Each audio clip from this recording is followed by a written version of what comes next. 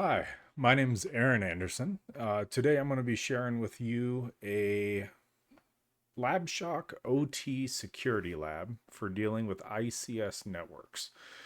This was a lab that I did a little while back. This is the PowerPoint presentation, what you would provide for the executive members, the C-suite, for a company or for prospective clients.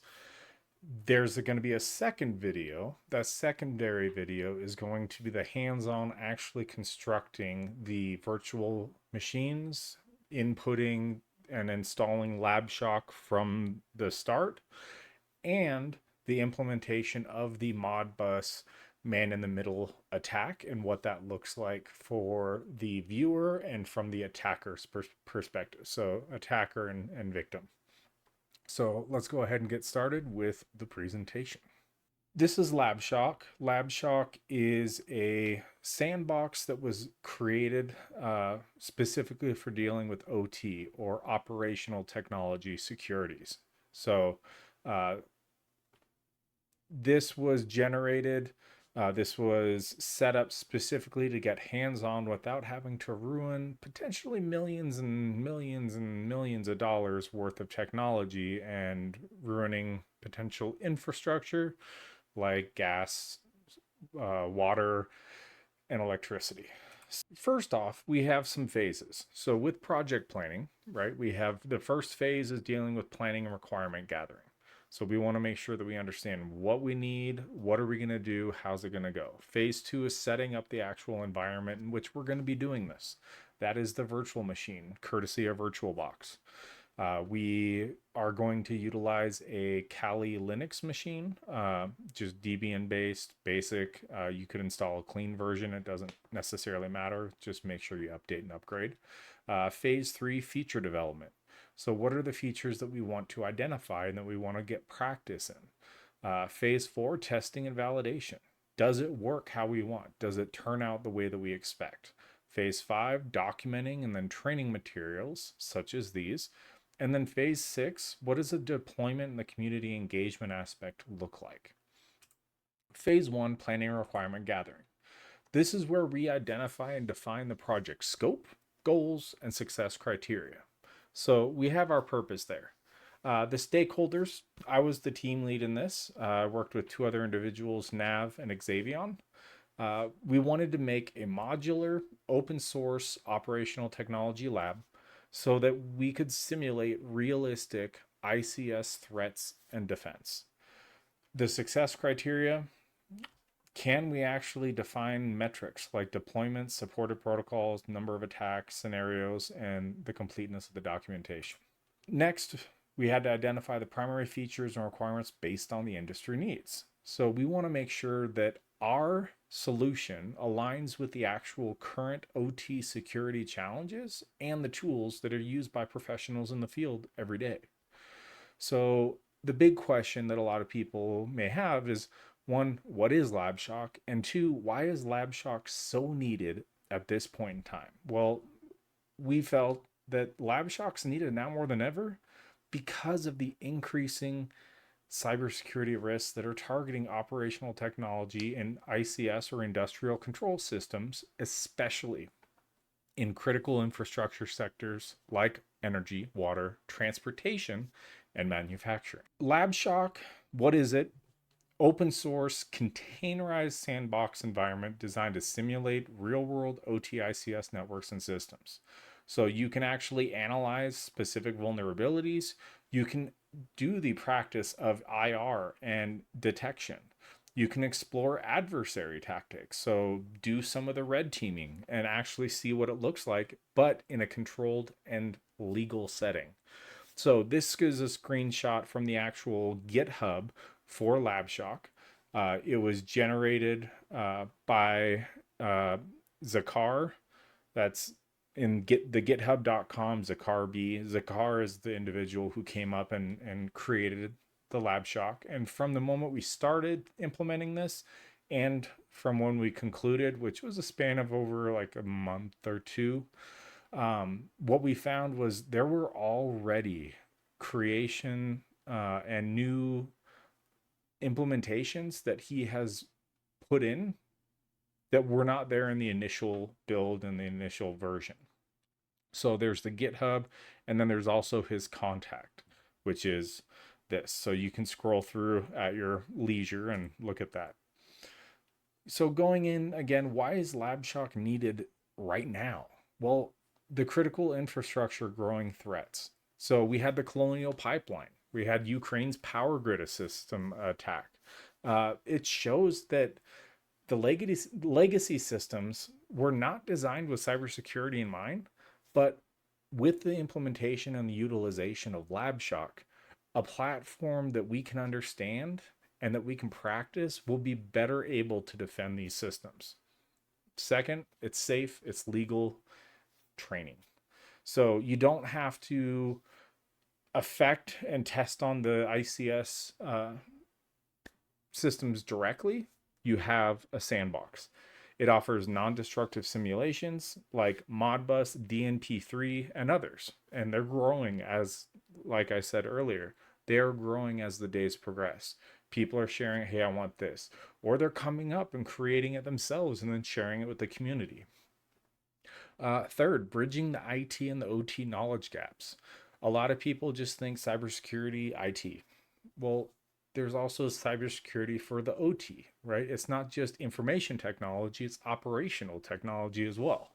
So we want to make sure that we bridge that divide by creating actual real world OT conditions. And that's exactly what it's useful for. Support for threat emulation and red teaming. Get that hands-on of attacking. What does it look like from the attacker's perspective? How easy is it to actually get in and destroy these systems? And what can you do after that to prevent types of attacks that you had practice with? And then the accessibility and the open source. It is open, it's free. You don't have to pay for it. Why would you pay after you've been attacked, after you've had all these issues, when you could have used open source, free applications, sandbox, and resources to protect yourself? All right, real world use cases. So we have your defenders. Do blue teaming using Zeek, Suricata, and logging. Red teaming, launch your MITRE attack and your for the ICS style exploits. Students and fellows. So this is where I'm a part of HSOC Cyber, where I'm doing a fellowship and I'm able to get this hands-on. And then once I become the subject matter expert, I get to share it with everyone else. So students that are in the field, young and old alike, are able to get the ICS and the SCADA experience without requiring actual physical PLCs. And then the researchers, they can specifically test ICS vulnerabilities and countermeasures in a controlled and, most importantly, reproducible way. That was phase one. Now phase two, the environmental setup. So we had three different setups. We had a Kali Linux, we had an Ubuntu version, and a Windows 11. But you can do this on all three different platforms. For the Kali Linux virtual machine configuration, this is what we had. We had a base memory, the amount of processors, specifically our boot order, the acceleration, and the video memory. And we have that set up for our Kali, our Ubuntu, and the Windows 11. What are the requirements for the LabShock installation? Well, there are three pieces. Two of them are mandatory, the third is optional, but I like GitHub, so I shared that one. So we have the Docker Compose, and then the Git. So we're going to do this specifically on the Kali Linux Debian-based machine. We're going to install the Docker, install the Git, and install LabShock. So when we're installing Docker, we're going to open up our Kali virtual machine. And the first thing that we should do, basic practice, is making sure that we update and upgrade. So in the terminal, we'll type sudo apt-get update and sudo apt-get upgrade. After it is updated and upgraded, then we're going to make sure that no current versions of the Docker are in there. So in the terminal, we have to type the command for package in docker.io, docker doc, docker compose, podman docker containerd run c, semicolon, do sudo apt-get remove $ package, semicolon, done. That is the actual full thing. You can see on the back here, we have for the package, that entire thing, that is what the screen looks like. It shows that it is not there, it is removed, and it's not upgrading. We're going to prepare the system for the Docker repository.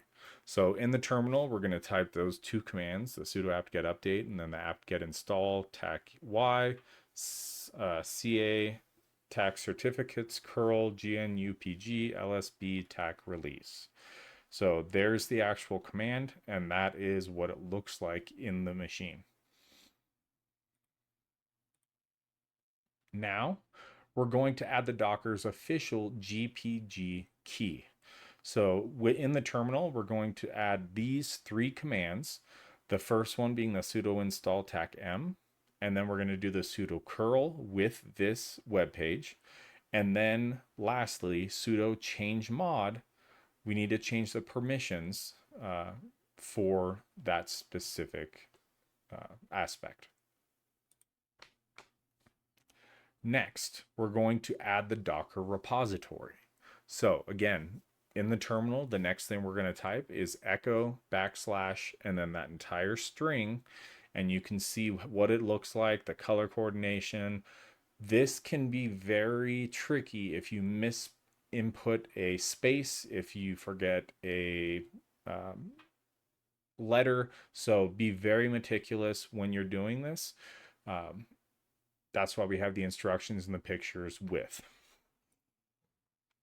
Now, we're going to update and install Docker. We have everything prepped for it. Now we're going to do this. So sudo apt-get update again, and then apt-get install, and we're getting all of the Docker pieces. So this looks familiar to the removing one where we were checking for older versions and we wanted to get those off. That was why we want to install fresh, clean, up-to-date versions. Now, everything should be installed and we want to ensure that it was. So we are going to open the terminal and type sudo docker run hello world. What this does is it opens up Docker and it should send us a hello from within there. And this is the response that I got. And it says hello from Docker. So it shows everything is working correctly so far. So everything we've done prior, installed Docker, we're golden. It's good. This is the third. So installing Git. So with Git, what it does is it grabs what we need for LabShock because it is a GitHub repository. It's a GitHub download. So in the Kali terminal, we'll type sudo apt-get update, sudo apt-get upgrade, make sure everything's current, right? Because we want to have the best version when we're installing. Then we're going to type git space tac version. This checks if we've had it installed already, and it'll tell us what version it is. And then we can type sudo apt install git tac all, and it'll update and put everything in there. If it's already the newest version, you'll get a response like I got down there. Using the git command, we pull what we need. So after we've done that, in the terminal, we are going to type git clone and then that URL. That is going to clone into a new LabShock folder. And then after it is successfully installed and it gives you the access to the command line again, we are going to type cd labshock tac or / labshock. That will change the directory to the actual LabShock folder. So you should see something like the tilde and then / desktop / labshock / labshock. Okay, now this is the fun part. This is where your screen is going to start loading things up and it's going to be installing all of the Dockers. So we're going to build the LabShock. In doing that, we need to go in the terminal and we're going to type sudo docker compose build. So that docker / compose build will set up the router, it'll set up the SCADA, it'll set up all of the different pieces that we need for the LabShock to function properly. After that is done, if you want to do this with the desktop, type sudo docker compose build. You'll notice there's not a tack in there. If it says, for whatever reason, you get an error that says Docker is not connecting, just go ahead and in the terminal type sudo system control restart Docker, and then start over like you see in the picture, sudo docker compose build, and then it'll restart and re-download. Once it is finished, it'll change from white,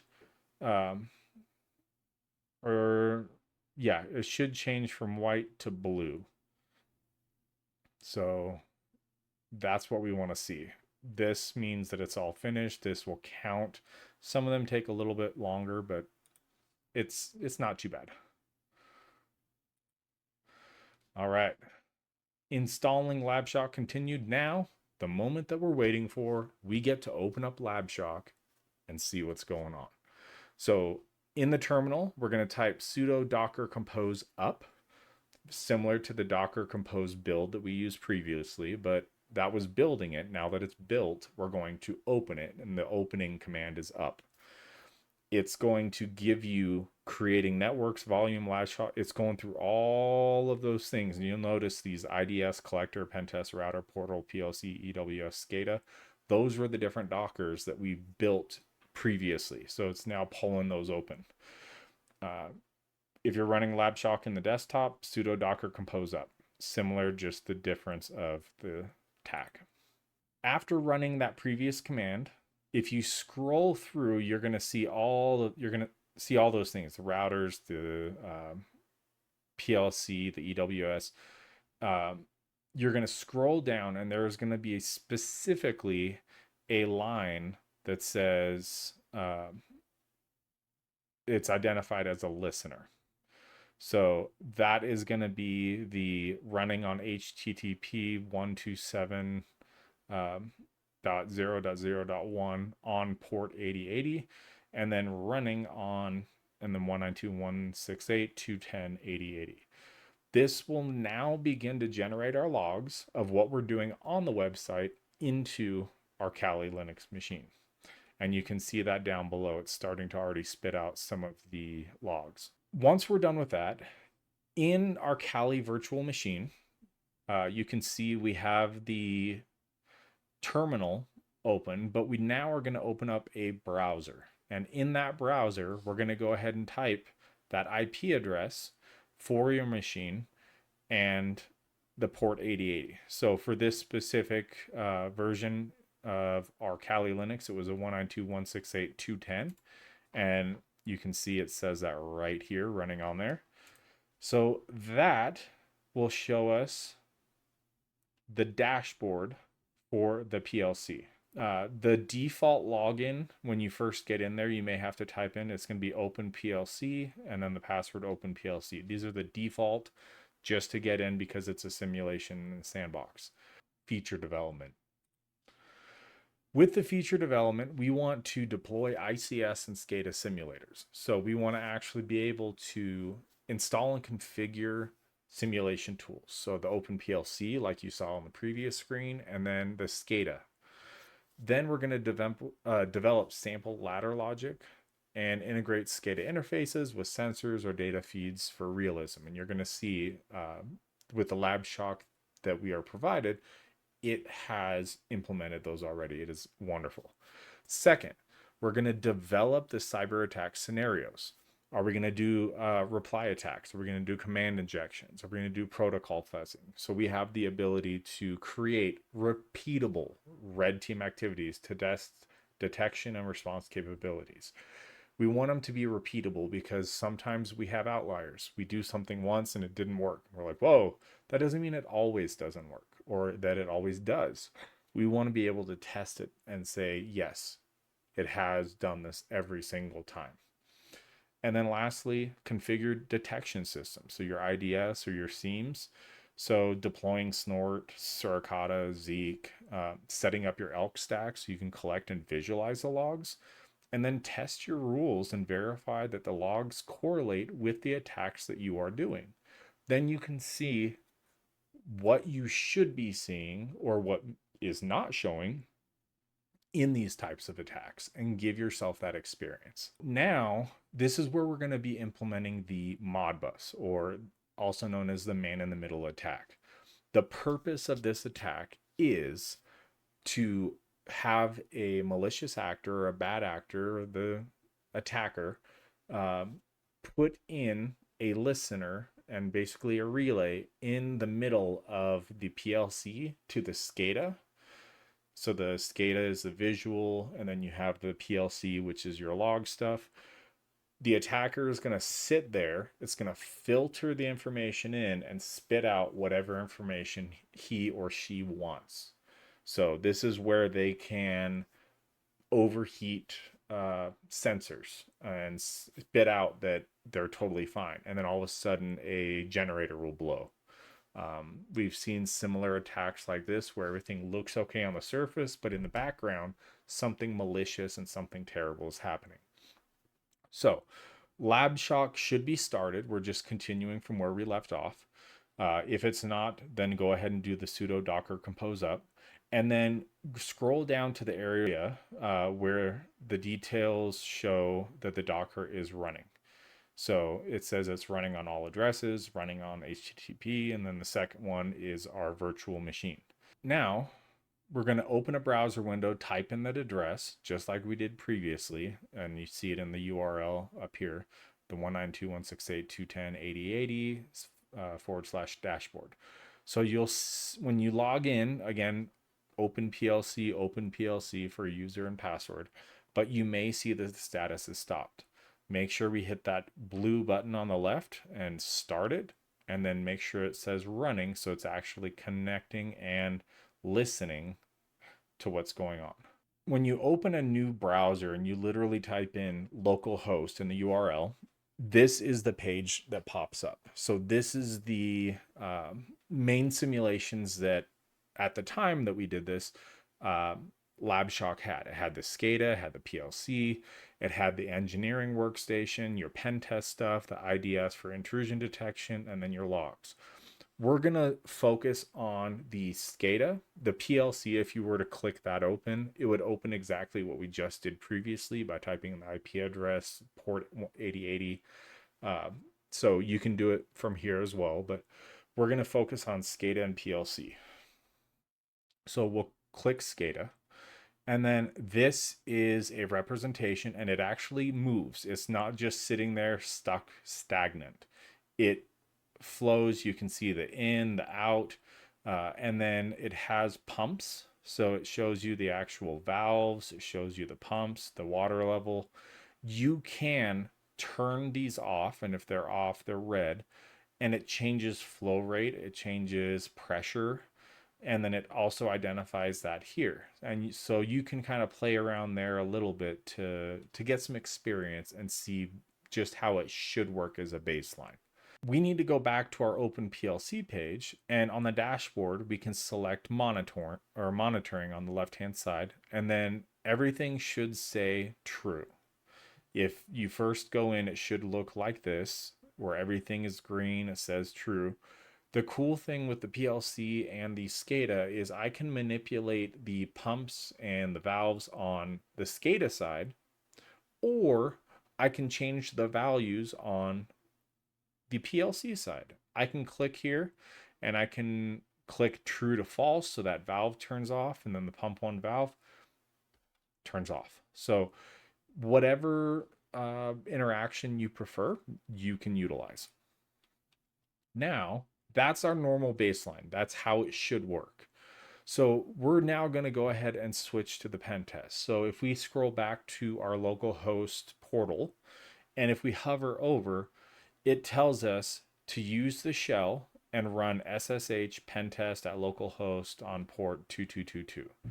So the password is pentest. So user password is the same, pentest. We're going to open a new instance in our terminal. We're going to keep that original terminal open, but we're going to open a new instance, and we're going to secure shell in. We're going to type in the SSH pentest at localhost tac p2222, type yes, And then when it's asked for the password, we're going to put in pen test. Now you should be connected as the pen test user, and it should change. You can see on this is the actual going through. Typed yes, it goes through, connects, and then it's a minimal installation. But then down below, we can see our new user is pentest at, and then this is this specific instance. So split your terminal left to right and do the same thing on the right hand side. So we have one instance of the Kali terminal open, and then we open a new instance, and that new instance we're splitting into two. In our terminal, now we're going to type sudo tcpdump port 502, and then it's going to ask for a password. The password is pentest. You'll notice we have no information, and that's because SCADA currently is sharing just to open PLC. On the left hand side here, this is that listening on port 502. It's just showing the information. It's just talking specifically to the PLC and the SCADA. On the right hand side, we are going to type sudo arpspoof and then this specific command. We are going to collect the data that's being transmitted from SCADA to the open PLC, and now we're listening in as the man in the middle. We've just injected ourselves into the pathway of the transfer of. Now that we have a listener and we are in the middle, we're going to launch the actual attack. So on the left-hand side in the terminal, right, we have that left-hand side listening on port 502. We're going to hit Control-C, and we're going to stop that collection of packets. Type clear, and then we're going to type in these two things. First, we're going to type in sudo python3 modbus underscore mitm.py. That is our man-in-the-middle Python script that is going to be doing the listening and the spitting out of the information we want, not what the system and the SCADA wants. We had resources, we had Discord channels where we were able to talk to Zakar and people that were doing this along with us, because at the time it had only been out for like a month. So it was very new. Everyone had the question, what is the man in the middle script? And what we were given was figure it out. So that's what took the longest amount of time for me and my group. We had to formulate from scratch our Modbus man in the middle Python script. What we did, we had to install a couple of things. So for the actual man in the middle Python script, we had to install dsniff, Scapy, and the NetfilterQueue. So in our terminal, we typed sudo apt install dsniff python 3 tech Scapy python 3 tech NetfilterQueue, and you can see those down here. Now it's all set up, and then it spits back our blank terminal to be able to type in. We are going to create our man in the middle script there. So we are in the terminal, type nano and modbus underscore man in the middle.py. You can name it whatever you want. Because we're doing a Modbus man in the middle attack, this made the most sense. And this is our script.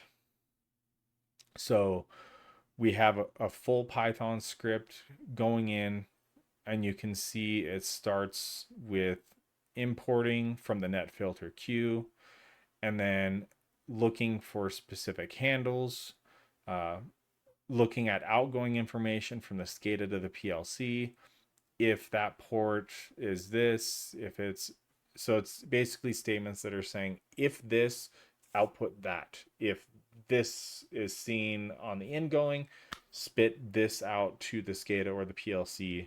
And this is where the man in the middle is able to manipulate and put malicious information out instead of the factual information. So after we have pasted that in, after we've typed it all in, we're going to hit Control-O, that saves the output, and then hit Enter, and then Control-X to exit the nano. We get back to the pen test terminal. And then we are going to make the script executable. We've made the script, it's white, and we have the color coding in there. So what we need to do is we need to change the moderation, or change the permissions to make it an executable. So we do the change mod plus X for executable to that Python script. We are going to be intercepting the PLC and the SCADA communication that's going to and from with these specific scripts. So in our terminal, we're going to type the first one, the sudo iptables tacf, and then hit enter. And then we're going to type the sudo iptables I forward D port 502. And then we're going to do sudo iptables tac I forward S port 502. And then once we have that, we type in the sudo python 3, that executes it. And then we see this spitting out. This tells us that it is working. And you can see what it's doing is it is forcing all of the coils off. So when we look at our SCADA in a moment, all of the coils, all of the valves are going to be off, whether they're actually on or not. It's going to show visually as off, and it's going to note that in the PLC and the SCADA. But that's how we know it's working. You can see the valves are off. For the tanks, for this, these specific ones were kept on, same with these, but the pumps, the pump one valves, the tanks, I mean, it's scary. And we know that it is showing off because the pump toggle switches are in the on position. They're green. These should be green, but they are off. And you can see the pressure is building. The flow rate is minimal. So this is going to cause potentially catastrophic damage. And in the PLC, everything is showing up as false, with the exception of some that we did not put in. We didn't put the valve 3 into our script. You can, of course, but we did the 1 and 2. But we write, oh, it's true, but it's showing as false. So that's what this first line here is. We are manipulating the information. We are man in the middle, capturing and spitting out what we want. And it was not that difficult to get in, to install a quick little listener, to intercept that, and then spit out our Python script. The question that comes up now is, well, now what? Since the attack happens, what you need to do defensively is see if such an attack were to take place, how would you be able to fix this? Or how would you be able to identify? So one of the things that we could do is we could identify, now know that the SCADA and the PLC mismatch. There are state inconsistencies where it says true, but its actually value is false. 2, using Wireshark and tcpdump for packet analysis. If things are not being sent to where they should be, that's a big way of identifying. 3rd, unexpected IP tables using NetFilter activity on devices.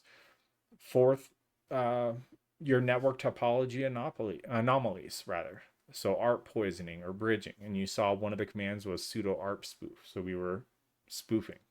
And then lastly, unexpected latency or packet delay.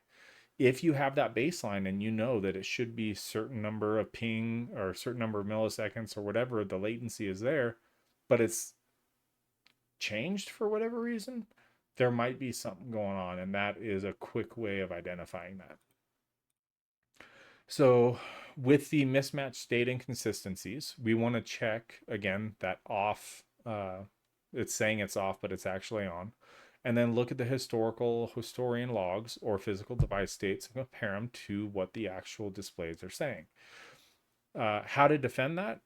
Implement your redundant status polling directly from another secure monitoring device. Don't rely on just one. And then use sensor-based feedback loops instead of trusting writing affirmations. Having that extra security in there, now knowing what could happen, will help prevent those headaches later on. Packet analysis with Wireshark, what you're checking, you want to put it on a trusted tap or span port to monitor the actual traffic. So putting it on a trusted one, make sure that someone didn't just put a false thing and then you attach to it and you're not doing a single thing. We want to look for write requests. But responses, the expected values are going out, but the responses or results are showing off, right? We want to look at those. And then repeated unexpected read coils results with all zeros. That's where we were forcing it to read all the coils or all the things as off. If you're getting unexpected ones of those and you're like, they should be on, but they're showing off, that might be something that you need to take a look at. How to defend? Use Security Onion, Zeek, which formerly was Bro, or Wireshark to monitor and log your traffic. And then look for repeated manipulation of your coils. Look for those abnormal patterns. That's why you have to have a secure baseline to be able to say things are a little awry. They're not looking like they should.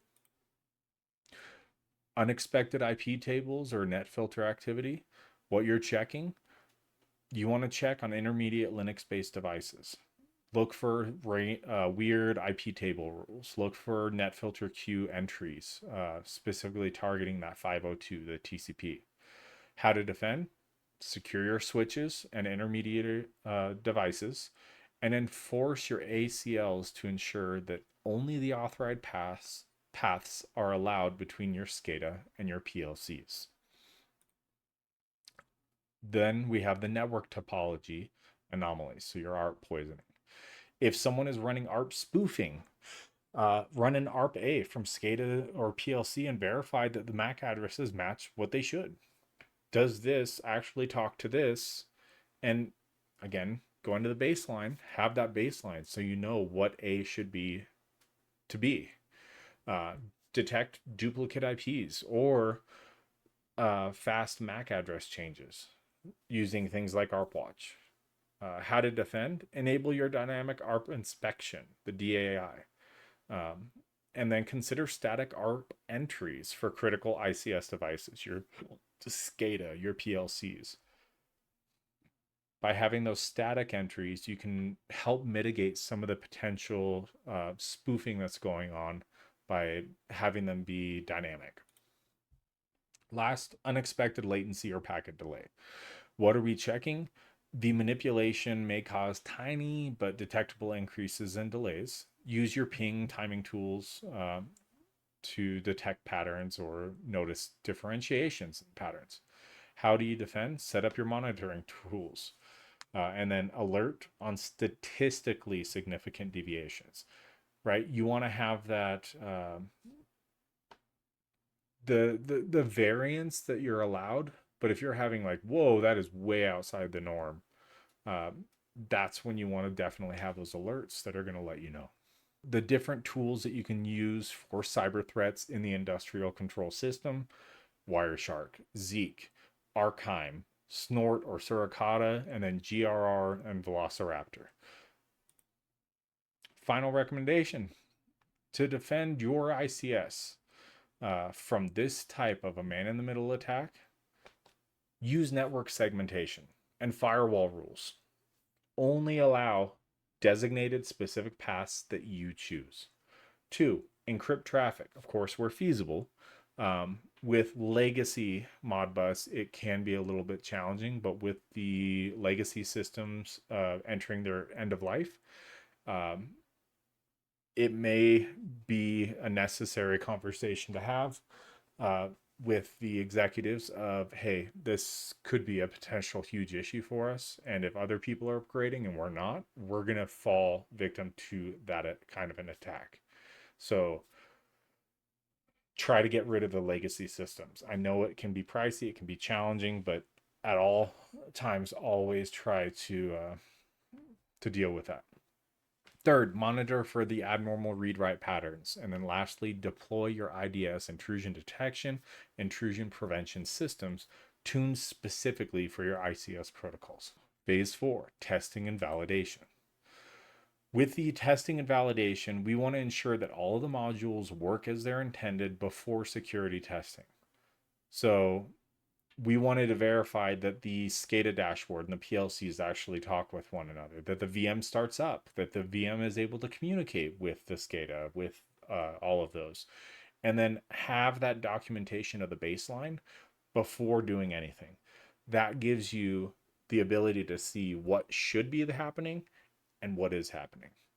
Second, security validation with simulated attacks. We want to know if the effectiveness of the detection systems and simulated incident response. So launch your attacks, check your logs, and adjust detection.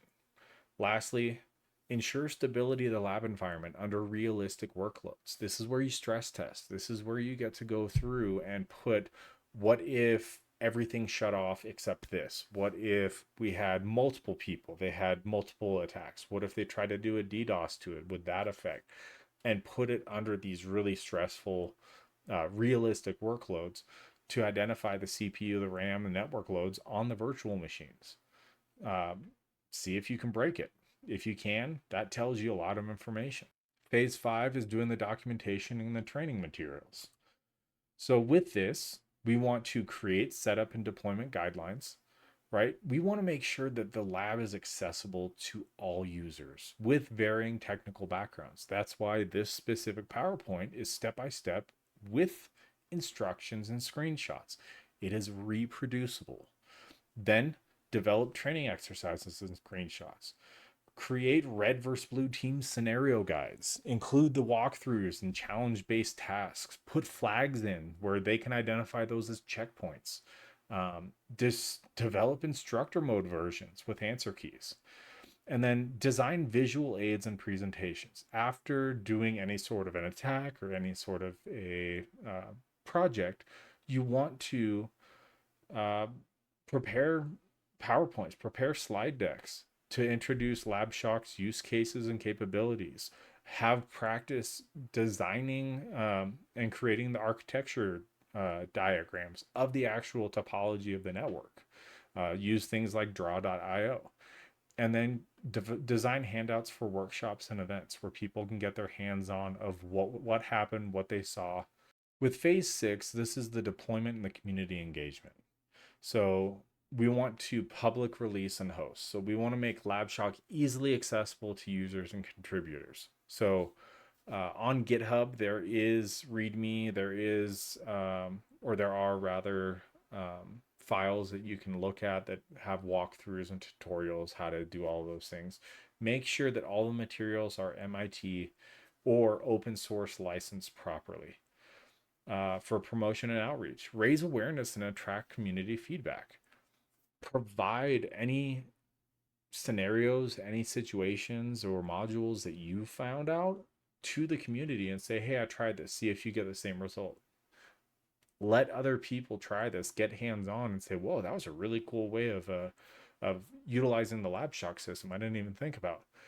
Join the Discord, talk with Zakar directly, give your feedback and say, hey, I really want to see this as a perspective option in future iterations. Could you, and you'd be surprised, there are things that people have suggested that Zakar has already implemented.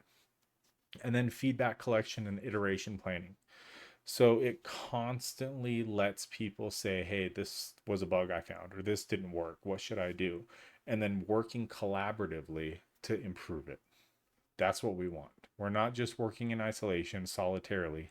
We want to work with people that are doing this along with us, interest people into joining, and then sharing that and saying, I don't know what to do next. What would you do? So why does your company need an OT cybersecurity lab and protection system? Well, if we're talking to the high executives, let's talk about what is the risk. In our world, the cyber threats don't just target your IT. It doesn't just target your information data. They target your machines, your OT. That means that hackers can shut down your pumps, your valves, breakers, fake the readings like we just did. These can be silent attacks. They're not super loud. Everything looks normal, but your equipment is getting sabotaged. It's getting destroyed, causing hundreds of thousands, if not millions of dollars worth of damage. Now, it's not fake. This isn't fantasy, science fiction.